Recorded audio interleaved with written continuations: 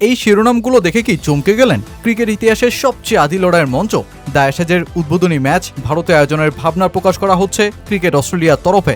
Big Bash সে না হয় ঠিক আছে, কিন্তু তাই বলে অ্যাশেজের মতন এমন ঐতিহাসিক লড়াই, যেখানে অ্যাশেজ হচ্ছে ছাইযুদ্ধ, আর যেই লড়াইয়ের লক্ষ্যই হয় ঘরের মাঠে ট্রফিকে ধরে রাখা অথবা প্রতিপক্ষের মাটি থেকে অ্যাশেজ পুনরুদ্ধার করে নিয়ে আসা।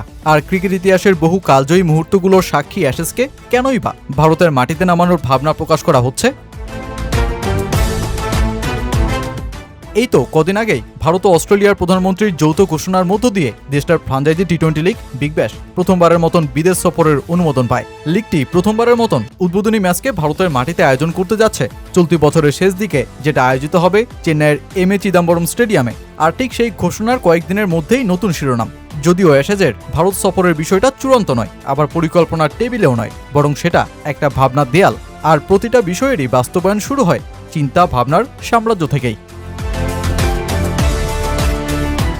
ক্রিকেট অস্ট্রেলিয়ার প্রধান নির্বাহী কর্মকর্তা টড গ্রিনবার্গ সম্প্রতি বিবিসির স্টাম্পড পডকাস্টে অংশ নেন, আর সেখানেই নানা আলাপচারিতার মধ্যে তুলে ধরেন অ্যাশেজ নিয়ে এই ভাবনাকে। যদিও বছরের ব্যস্ত সূচিতে তা আদৌ সম্ভব কিনা তা নিয়েও সংশয় প্রকাশ করতে ভোলেননি তিনি। ইংল্যান্ড অ্যান্ড ওয়েলস ক্রিকেট বোর্ডের পাশাপাশি ভারতীয় ক্রিকেট বোর্ডের সঙ্গে আমাদের সম্পর্ক খুবই শক্তিশালী। ভারতের মতন বাজারে আরও ক্রিকেট কন্টেন্ট আয়োজনের সুযোগ অবশ্যই রয়েছে। এটি এখন আমাদের পরিকল্পনার অংশ নয়, তবে বিষয়টি বিবেচনা করার জন্য আমরা অবশ্যই উন্মুক্ত থাকব। আমার মনে হয় অস্ট্রেলিয়া, ইংল্যান্ড ও ভারতের মধ্যে টেস্ট ক্রিকেট এখনও খুবই শক্ত অবস্থানে রয়েছে।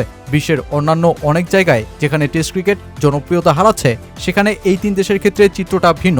তাই আমরা চাই এই ফরম্যাটকে আরও সমৃদ্ধ ও শক্তিশালী করতে।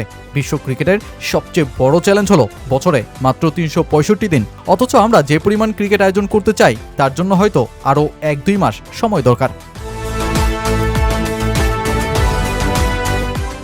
2027 অ্যাশেজের জন্য এরই মধ্যে ভেন্যু ঘোষণা করে দিয়েছে ইংল্যান্ড। আসন্ন যেই অ্যাশেজের আয়োজক ইসিবি যেই ভেন্যু ঘোষণা নিয়েও সমালোচনার মুখে। অ্যাশেজ ইতিহাসের বহু স্মরণীয় ম্যাচের ভেন্যু লিডসের হেডিংলি এবং ম্যানচেস্টারের ওল্ড ট্র্যাফোর্ড, এই দুটি মাঠেই 2027 সালের সূচি থেকে বাদ পড়েছে। হেডিংলিতে 1930-এর দশকে কিংবদন্তি স্যার ডন ব্র্যাডম্যান দুটি ট্রিপল সেঞ্চুরি করেছিলেন, আর 2019 সালে বেন স্টোকস 1 উইকেটের রোমাঞ্চকর জয়ে অপরাজিত 100 রান করে ইতিহাস গড়েছিলেন।